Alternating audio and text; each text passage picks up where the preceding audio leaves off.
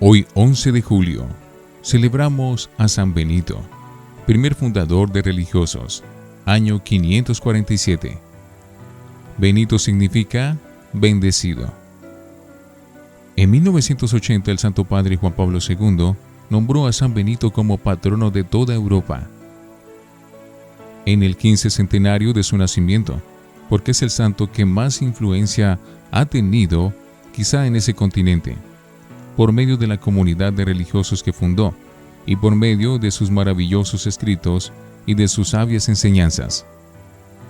San Benito nació en Nurcia, Italia, cerca de Roma, en el año 480. De padres acomodados, fue enviado a Roma a estudiar filosofía y letras, y se nota que aprendió muy bien el idioma nacional, que era el latín, porque sus escritos están redactados en muy buen estilo. Todos los datos de su biografía los tomamos de la vida de San Benito, escrita por San Gregorio Magno, que fue monje de su comunidad benedictina. Su primera huida. La ciudad de Roma estaba habitada por una mezcla de cristianos fervorosos, cristianos relajados, paganos, ateos, bárbaros y toda clase de gente de diversos países y de variadas creencias. Y el ambiente es principalmente de la juventud. Era espantosamente relajado. Así que Benito se dio cuenta de que si permanecía allí, en medio de esa sociedad tan dañada, iba a llegar a ser un tremendo corrompido. Y sabía muy bien que en la lucha contra el pecado y la corrupción resultan vencedores los que en apariencia son cobardes, o sea, los que huyen de las ocasiones y se alejan de las personas malvadas. Por eso huyó de la ciudad y se fue a un pueblecito alejado, a rezar, meditar y a hacer penitencia. Pequeño percance, segunda huida. Pero sucedió que en el pueblo a donde llegó, obtuvo un milagro sin quererlo. Vio a una pobre mujer llorando porque se le había partido un hermoso jarrón que era ajeno. Benito rezó y le dio la bendición y el jarrón volvió a quedar como si nada le hubiera pasado. Esto conmovió mucho a las gentes del pueblo y empezaron a venerarlo como un santo. Entonces tuvo que salir huyendo hasta más lejos. Subiaco. Principios heroicos. Se fue hacia una región totalmente deshabitada y en un sitio llamado Subiaco, que significa debajo del lago, porque había allí cuevas debajo del agua. Se retiró a vivir en una roca, rodeada de malezas y espinos, y a donde era dificilísimo subir. Un monje que vivía por los alrededores lo instruyó acerca de cómo ser un buen religioso, y llevaba un pan cada día, el cual amarraba a un cable, que Benito tiraba desde arriba. Su barba y su cabellera crecieron de tal manera, y su piel se volvió tan morena en aquella roca, que un día unos pastores que buscaban unas cabras, al encontrarlo creyeron que era una fiera. Más tarde, al oírlo hablar, se quedaron maravillados de los buenos consejos que sabía dar. Contaron la noticia y mucha gente empezó a visitarlo para pedirle que los aconsejara y enseñara. Superior contra su voluntad. Y sucedió que otros hombres, cansados de la corrupción de la ciudad, se fueron a estos sitios deshabitados a rezar y a hacer penitencia. Y al darse cuenta de la gran santidad de Benito, aunque él era más joven que los otros, le rogaron que hiciera de superior de todos ellos. El santo no quería, porque sabía que varios de ellos era gente difícil de gobernar y porque personalmente era muy exigente con los que no querían llegar a la santidad y sospechaba que no le iban a hacer caso. Pero tanto le rogaron que al fin aceptó el cargo de superior. Con todos ellos fundó allí 12 pequeños conventos de religiosos, cada uno con un superior o abad. Él tenía la dirección general de todo. Primer atentado. Cuando algunos de aquellos hombres se dieron cuenta de que Benito como superior era exigente y no permitía vivir prendiéndole una vela a Dios y otra al diablo, no permitía vivir en esa vida de retiro tan viciosamente como si se viviera en el mundo, dispusieron deshacerse de él y matarlo. y echaron un fuerte veneno en la copa de vino que él iba a tomar. Pero el santo dio una bendición a la copa. Esta saltó por los aires hecha 1000 pedazos.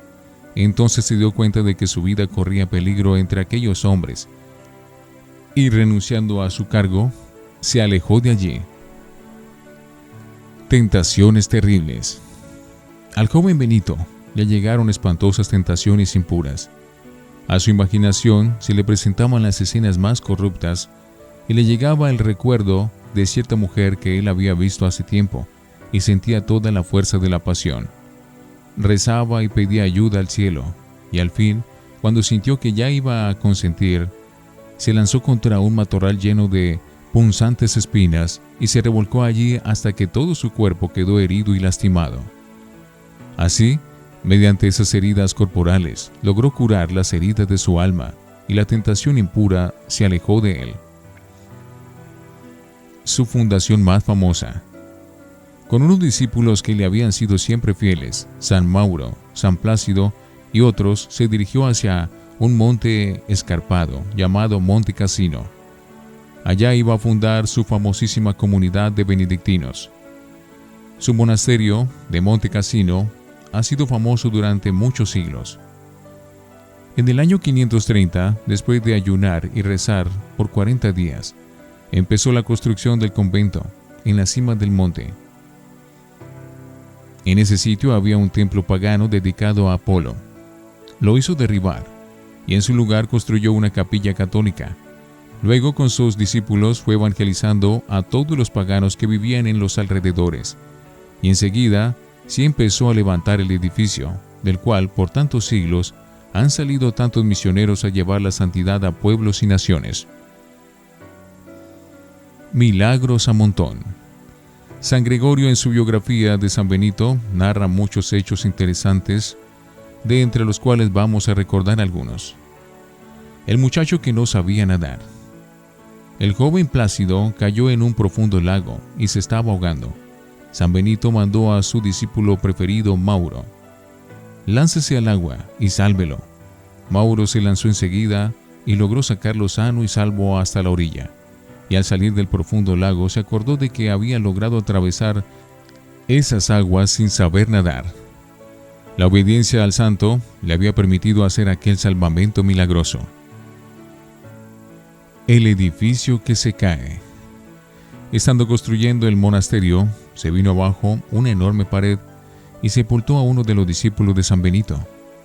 Este se puso a rezar y mandó a los otros monjes que removieran los escombros. Y debajo de todo apareció el monje sepultado, sano y sin heridas, como si hubiera simplemente despertado de un sueño. La piedra que no se movía. Estaban sus religiosos constructores tratando de quitar una inmensa piedra, pero ésta no se dejaba mover ni siquiera un centímetro. Entonces el santo le envió una bendición, y enseguida pudieron mover la piedra de allí como no pasara nada. Por eso, desde hace siglos, cuando la gente tiene algún problema grave en su casa que no logra alejar, consigue una medalla de San Benito y le reza con fe y obtiene prodigios. Es que este varón de Dios tiene mucho influjo ante nuestro Señor. El disfrazado. El terrible rey Totila, pagano, estaba invadiendo Italia y oyó ponderar la santidad del famoso fundador.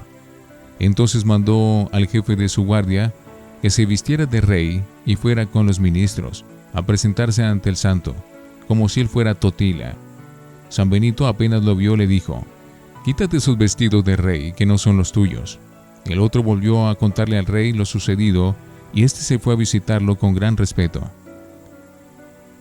El venerable anciano le anunció que lograría apoderarse de Roma y de Sicilia, pero que poco después de llegar a esa isla moriría. Y así le sucedió tal cual. Panes que se multiplicaron.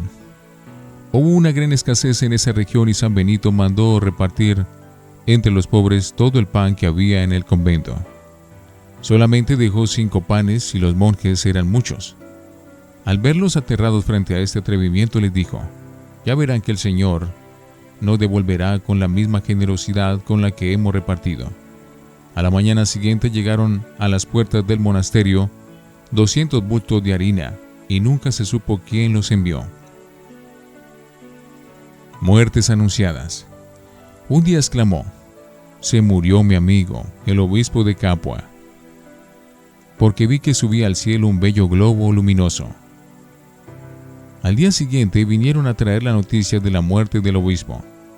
Otro día vio que subía hacia el cielo una blanquísima paloma y exclamó: «Seguramente se murió mi hermana escolástica». Los monjes fueron a averiguar, y sí, en efecto acababa de morir tan santa mujer. Él, que había anunciado la muerte de otros, supo también que se aproximaba a su propia muerte, y mandó a unos religiosos a excavar en el suelo su sepultura. Duraron 6 días haciéndola, y apenas la terminaron, empezó él a sentir las altísimas fiebres, y poco después murió. ¿Cómo era un día en la vida de San Benito? Se levantaba a las 2 de la madrugada a rezar los salmos. Pasaba horas y horas rezando y meditando. Jamás comía carne. Dedicaba bastantes horas al trabajo manual. Y logró que sus seguidores se convencieran de que el trabajo no es un rebajarse, sino un ser útil para la sociedad y un modo de imitar a Jesucristo, que fue un gran trabajador, y hasta un método muy bueno para alejar las tentaciones. Ayunaba cada día, y su desayuno lo tomaba en las horas de la tarde. La mañana la pasaba sin comer ni beber.